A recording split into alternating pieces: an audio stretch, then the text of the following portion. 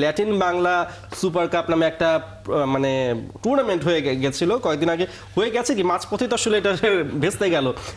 Argentina এবং Brazil থেকে দুটো ক্লাব আনা হয়েছিল। আর্জেন্টিনা ক্লাবটা যে পরবর্তীতে জানা গেছে এটা একটা পাড়া মহল্লার ক্লাব, তাকে আর্জেন্টিনা ক্লাবের নাম দিয়ে এখানে আনা হয়েছে। এবং পরবর্তীতে দেখা গেল যারা আয়োজক তারা এনএসসি কে তাদের স্পন্সরশিপের টাকা দেয়নি বা মাঠের যেসব চুক্তি ছিল এনএসসির সাথে সেগুলো পূরণ করেনি দেখে লাস্টের ম্যাচের জন্য এনএসসি মাঠ বরাদ্দটাই আসলে স্থগিত করে দিল। এখন কথা হচ্ছে যে এই যে আমরা তো ওই কালচার থেকে বেরোতে পারলাম না, আমরাও আসলে নাক কাটালাম। গতকালকে আর্জেন্টিনা এবং ব্রাজিল দূতাবাসে পর্যন্ত হস্তক্ষেপ করতে হয়েছে তাদের দলকে যাতে হোটেল থেকে মানে ছাড়িয়ে আনা যায়। সো এইসব জায়গাগুলোতে কতটা কেয়ারফুল থাকা দরকার, আসলে সরকারের কতটা কেয়ারফুল থাকা দরকার এবং সংশ্লিষ্ট ফেডারেশনের কতটা কেয়ারফুল থাকা দরকার।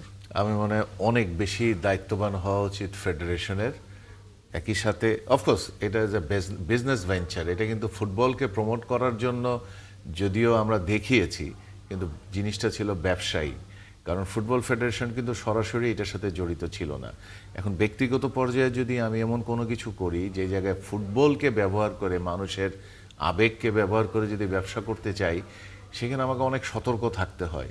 সেই জায়গাটা আপনি একইভাবে যখন উল্লেখ করলেন, মেসিরটা আমরা দেখলাম এখানে ছোট পর্যায়ে আমাদের একটা আবেগ কিন্তু বিরাট বড় কাজ করে। আপনি দেখেছেন মাইলের পর মাইল আর্জেন্টিনার ফ্ল্যাগ বানিয়ে মানুষজন নিজের বাড়িঘর বিক্রি করে আর্জেন্টিনার খেলা দেখার জন্য ওয়ার্ল্ড কাপের সময় ফ্ল্যাগ বানিয়েছে, ব্রাজিলের ফ্ল্যাগ বানিয়েছে। সেই জায়গায় যখন আপনি বলেন আর্জেন্টিনা অ্যান্ড ব্রাজিলের টিম আসছে, অবশ্যই মানুষ কিন্তু উপরে পড়বে সেই খেলাগুলো দেখার জন্য। যখন আপনি সত্যিকার ঘটনাগুলো জানবেন তখন কিন্তু এটাকে মানুষ বলবে এটা প্রবঞ্চনা এবং এই মানুষকে ধোঁকা দেওয়া হয়েছে। এবং সেই জায়গা থেকে বলবো এইরকম কিন্তু অনেক সময় আগে কালচারাল ফিল্ডেও হতো, যে এই জায়গায় আমরা বিদেশি শিল্পী আনছি, যে যেভাবে পারছি ব্যবসা করে নিচ্ছি। সেই জায়গায় কিন্তু একটা লাগাম টেনে ধরেছে আমাদের কালচারাল মিনিস্ট্রি। তারা কিন্তু এখন তাদের অনুমতি লাগে, কত টাকা যাচ্ছে আসছে, কিভাবে পেমেন্ট হচ্ছে, সব কিছু মিলিয়ে।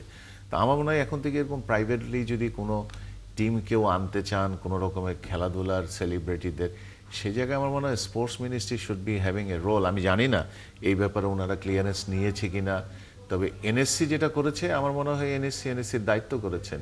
আপনি কমিট করেছেন পেমেন্ট করবেন, if you have not paid, খেলা শেষ হয়ে গেলে আপনাকে খুঁজে না পাওয়ার সম্ভাবনাটাই বেশি। অবশ্যই আমরা আইপিএলে দেখেছি প্লেয়ারদের পেমেন্ট করেন, সরি বিপিএলে প্লেয়ারদের পেমেন্ট করে নাই, হোটেলের পেমেন্ট করে নাই, বাসের পেমেন্ট করি নাই। এটা কি আমাদের চারিত্রিক বৈশিষ্ট্যে ইমপ্রিন্টেড হয়ে যাচ্ছে কিনা? যারা আমরা ব্যবসায়ী তারা এগুলাকে ব্যবহার করে, যে মানুষের দুর্বলতাকে ব্যবহার করে আমরা এই ব্যবসাগুলো করছি, এটা থেকে একটু নিজেদেরকে সরিয়ে নেওয়াটাই বেটার। অবশ্যই ভয়ঙ্কর অবস্থায় পরিণত হচ্ছে আসলে এই সেক্টরটা।